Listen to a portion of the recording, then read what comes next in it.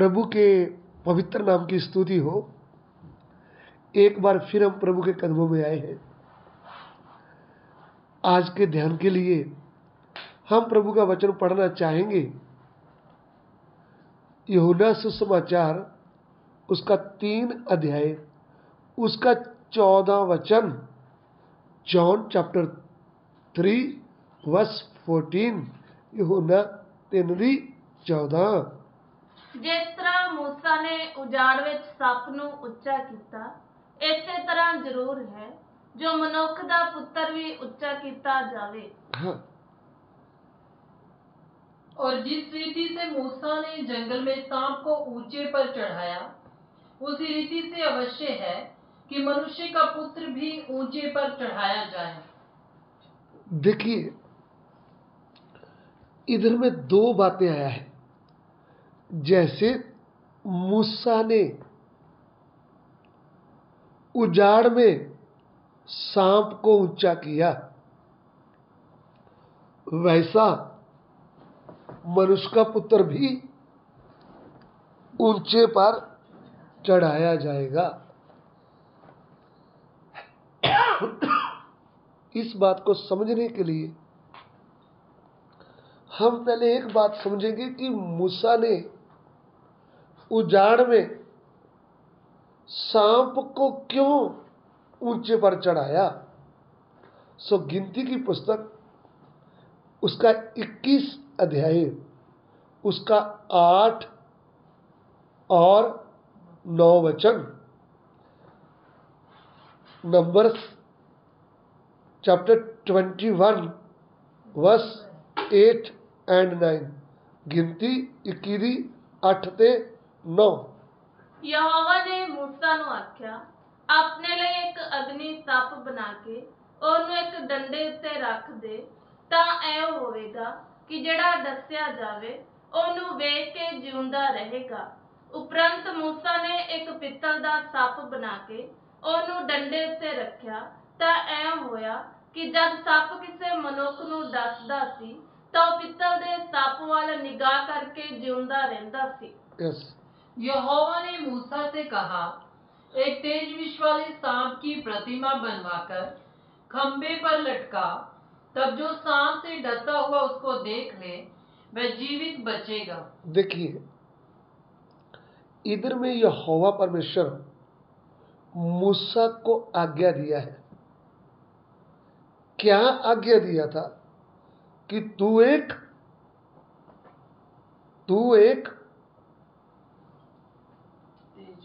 तेज विष वाला सांप, उस सांप का प्रतिमा बनाकर एक खंभे के ऊपर लटका, और जिसको जो असली सांप काटेगा, डसेगा, वह उस पित्तल के सांप की ओर विश्वास से देखेगा तो वो जीवित रहेगा, वो मरेगा नहीं। ऐसा प्रभु ने मूसा को आज्ञा दिया। मूसा ने ऐसा आज्ञा माना। कारण क्या था?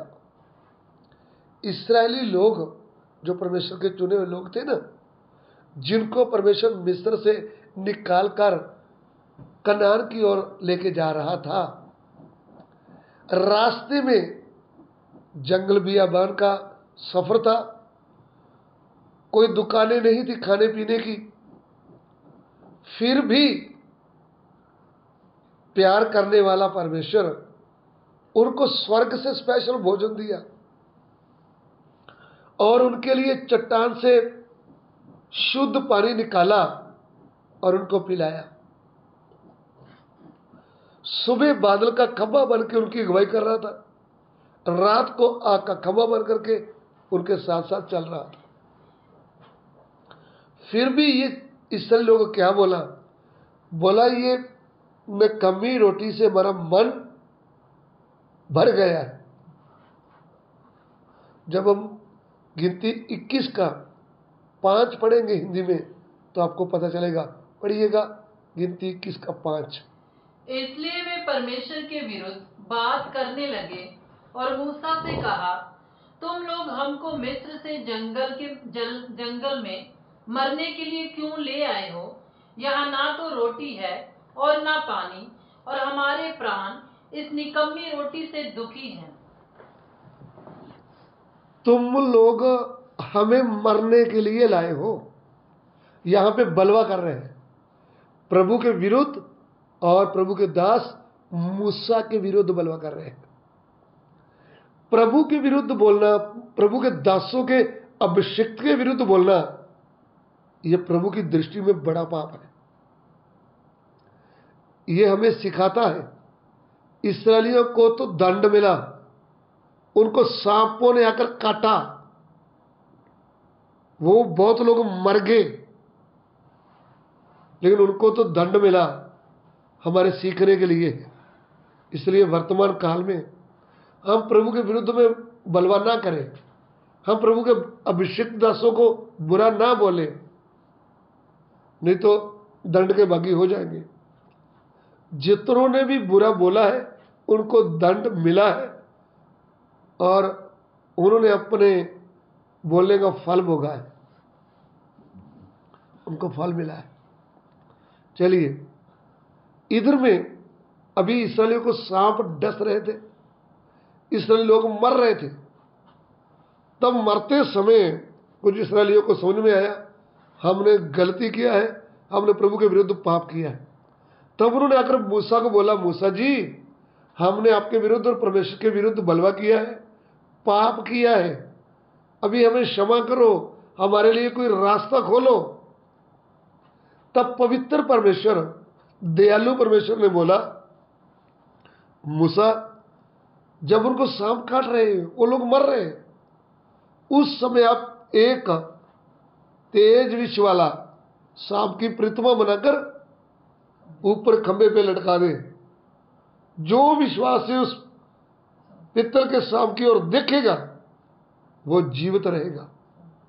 तो मेरे प्रिय भाइयों बहनों, जैसे प्रभु ने मूसा को आज्ञा दिया ना, वैसा ही मूसा ने किया।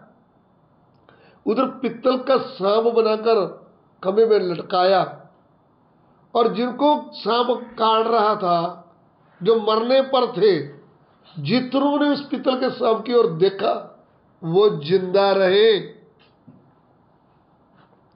शरीर में जिंदा रहे, मृत्यु से बच गए। अभी अगला बात है, जैसे मूसा ने सांप को ऊंचा किया, वैसा मनुष्य का पुत्र भी ऊंचा किया जाएगा। जो कोई उन पर विश्वास करेगा वह अनंत जीवन पाएगा। सो इधर में देखिए कि अदन के वाटिका में आदम और हवा रह रहे थे, उनके पास सांप आया जिसके अंदर शैतान घुसा हुआ था। तो वो सांप आकर हवा से बातें किया और उनको काटा, और हवा और आदम ने उस सांप की बात मानी और आत्मा में मर गए। पाप का जहर उनको चढ़ गया, और पाप की मजदूरी है मृत्यु, वह मृत्यु दंड के भागी हो गए।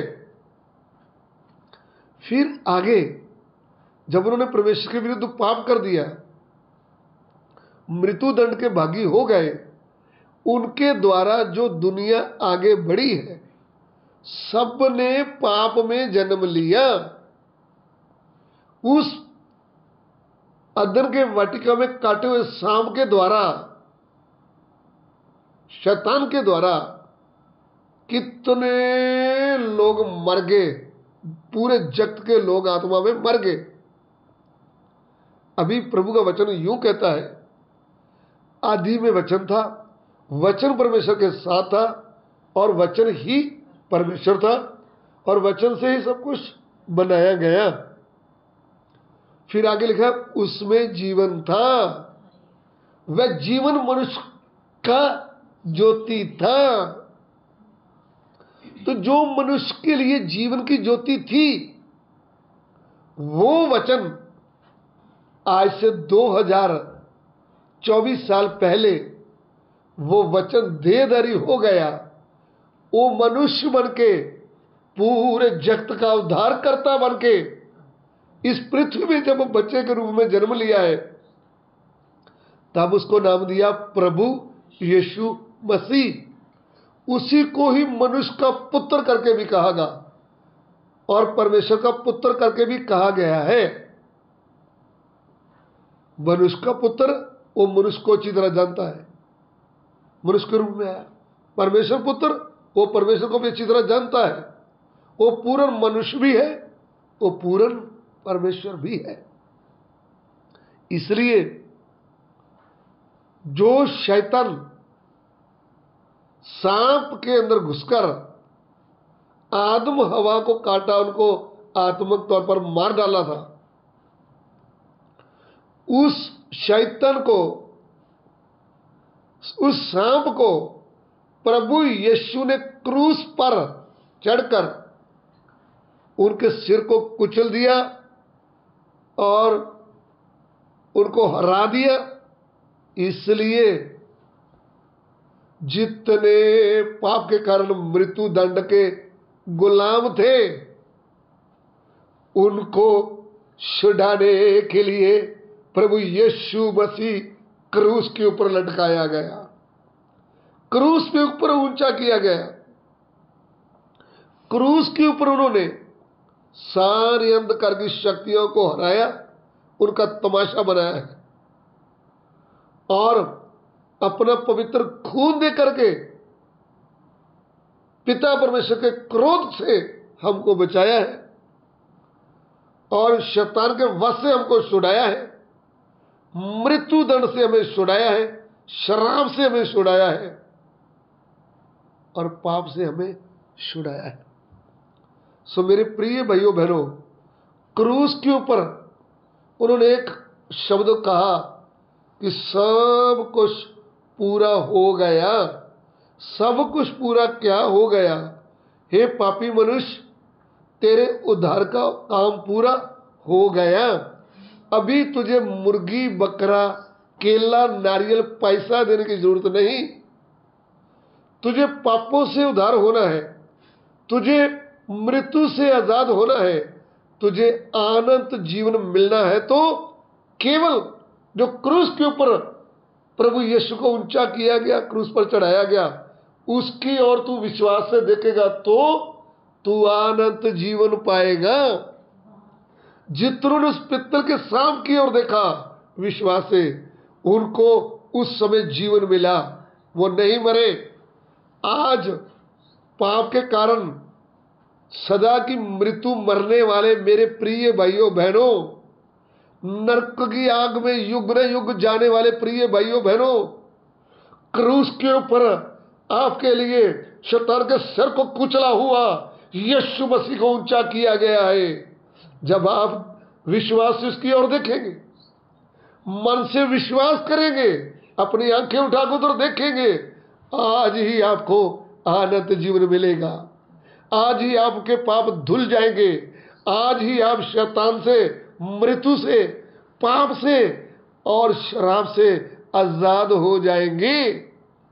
सो मैंने इस क्रूस पर लटकते हुए प्रभु यीशु की ओर देखा और मन से पूरा विश्वास किया और मेरे पाप मिट गए, मेरा जीवन परिवर्तन हो गया और मुझे अनंत जीवन मिल गया। प्रभु यीशु इस पृथ्वी में क्या करने आए? वो क्रूस पर चढ़कर क्या किया उन्होंने? पूरे जगत को अनंत जीवन दे दिया है। आज हमें खाली विश्वास करने की जरूरत है। आज हमें कुछ भी नहीं करना, सच्चे मन से उस क्रूस पर लटकते हुए मसीह को जो ऊंचा किया गया है उसके ऊपर विश्वास करेंगे तो हम अनंत जीवन पाएंगे। आइए हम सिरों को झुकाएं, प्रार्थना करें। प्रभु, इस दिए हुए वचन के लिए हम तेरा धन्यवाद करते हैं। प्रभु, तेरा वचन जहां भी जाए, तेरे लोगों से ये वचन आशीष का कारण बन जाए। प्रभु, जितने लोगों ने अभी तक अनंत जीवन नहीं पाया, वो अनंत जीवन पाए, और जिन्होंने अनंत जीवन पाया है वो विश्वास में दृढ़ रहे। सभी आदर महिमा आपको देते हैं। पिता, हमारी विनती को ग्रहण करें। यीशु मसीह के पवित्र नाम से मांगते हैं, आमीन।